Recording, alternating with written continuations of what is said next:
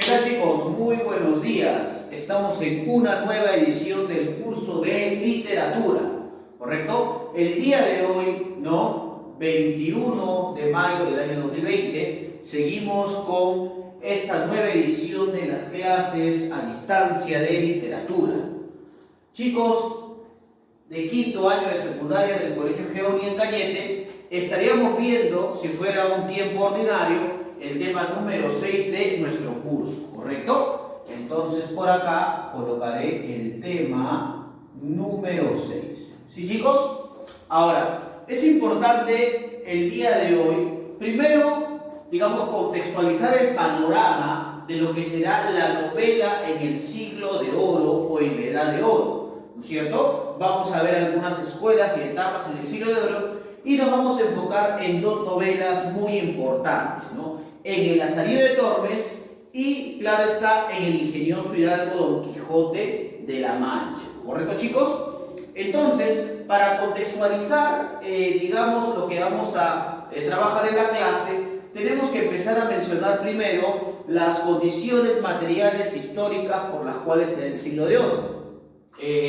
Ya habíamos explicado que el siglo de oro también era confundido un poco con el Renacimiento español, que no era otra cosa que la etapa de auge, la etapa de apogeo de España, puesto que no solamente en el año 1492 se descubre una nueva ruta a las Indias, no solamente España es la monarquía española no solamente auspicia el viaje de Colón, sino que además España logra recuperar en 1571 la península ibérica, logra expulsar a los moros y también logra pues un auge económico a través de, digamos, estas imposturas bélicas y gubernamentales.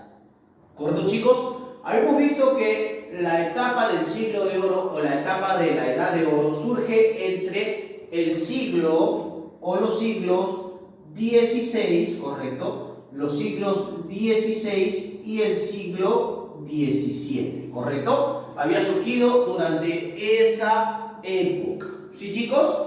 Entonces, si hablamos del siglo de oro, hablamos de una época de apogeo literario tanto en la poesía como en el teatro y también en la narrativa.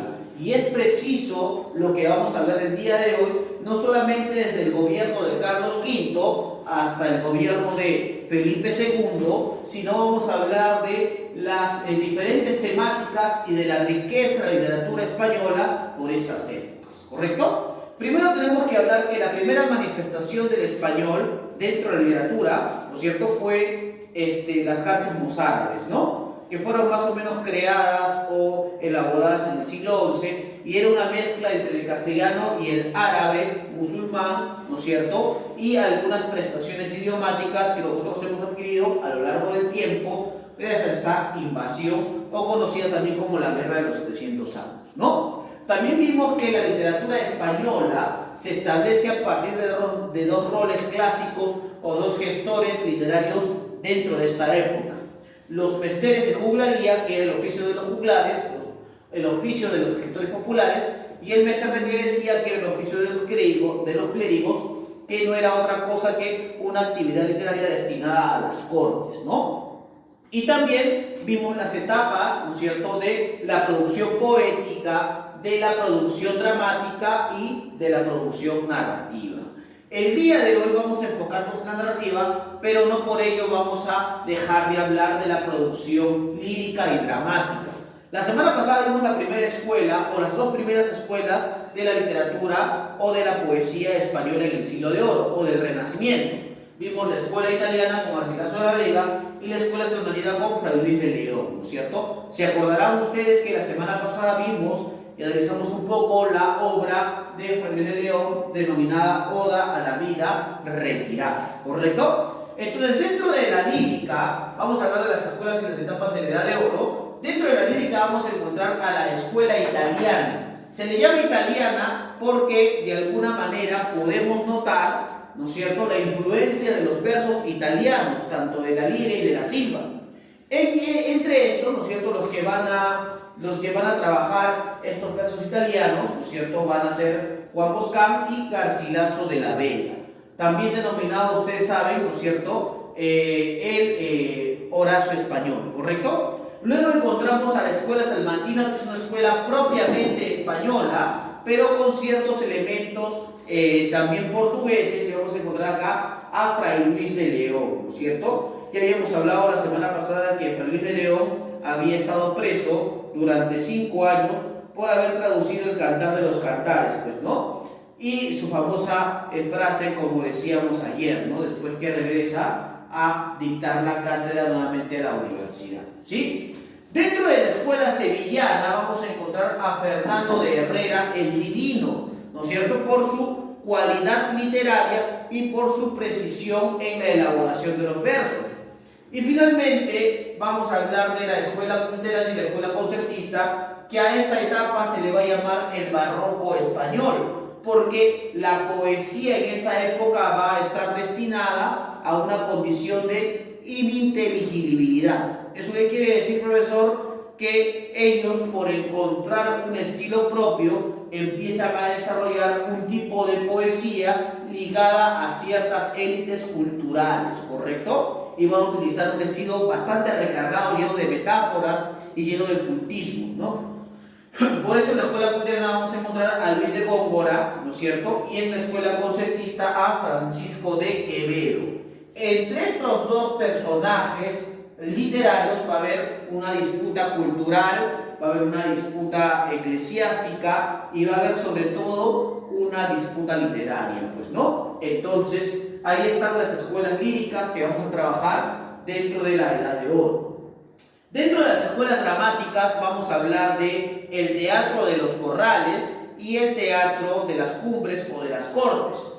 Vamos a hablar primero de los precursores de Juan de Encina y Lope de Rueda, son los que van a iniciar el teatro a partir de las plazoletas o el teatro a partir de una visión popular, y entre estos se va a dividir el teatro lopesco, que es un teatro popular, un teatro, digamos, destacado en los corrales, que eran espacios abiertos donde la gente asistía para espectar estas obras teatrales. Aquí encontramos a Lope de Vega y a Tirso de Molina, ¿no es cierto? Lope de Vega, también denominado el Fénix de los Ingenios y el Monstruo de la Naturaleza, y el teatro calderoniano, que tiene como personaje, como protagonista principal, a Pedro Calderón de la Barca, un teatro más filosófico, un teatro más culto, un teatro lleno de los tópicos del Renacimiento, ¿no es cierto? Y acá vamos a encontrar pues a una obra importante de Pedro Calderón de la Barca, que es La vida es sueño, ¿correcto? Pero lo que me interesa el día de hoy es destacar la narrativa. Una narrativa que tiene 3 vertientes, una vertiente italiana, una vertiente portuguesa y una vertiente española, ¿correcto? Por ejemplo, chicos, la única novela o el único tipo de novela que se crea en España es la novela picaresca. La novela picaresca será una novela netamente española. Surge en España y es la primera visión del realismo español. La novela caballeresca surge en Portugal, ¿correcto? En Portugal. Y por eso es que no es una novela que surge en ese territorio, y la novela pastoril, que es italiana. Por ejemplo, profesor, ¿cuáles son las condiciones inmediatas de cada novela? En la novela de caballería, el personaje va a ser el caballero andante, ¿correcto? Este caballero que trata de socorrer viudas y desfacer entuertos. En este caso, la novela de caballería más importante va a ser Don Quijote de la Mancha. Pero hay que recordar que la novela caballeresca que va a iniciar este tópico de novelas en España va a ser el Amadís de Gaula, de Juan Ruiz, ¿correcto? Por si acaso, muchachos, ¿correcto? Ahora, en novelas pastoriles lo importante es destacar al pastor, ¿no es cierto? A este tipo que pasta ovejas y que se dedica al cuidado del ganado, y esta exaltación de los amores de estos pastores, ¿no? Aquí vamos a encontrar a personajes o a representantes como Cervantes y a Lope de Vega. Y finalmente la novela picaresca, donde el personaje principal va a ser el pícaro, o también denominado el antihéroe, ¿no? Acá vamos a encontrar pues a 2 obras bastante importantes: La vida del Buscón, llamado Don Pablos, de Francisco de Quevedo, y El Lazarillo de Tormes, que es anónimo. A continuación vamos a hablar de El Lazarillo de Tormes y vamos a hablar por qué es importante esta novela. Una novela que surge en España, ¿correcto?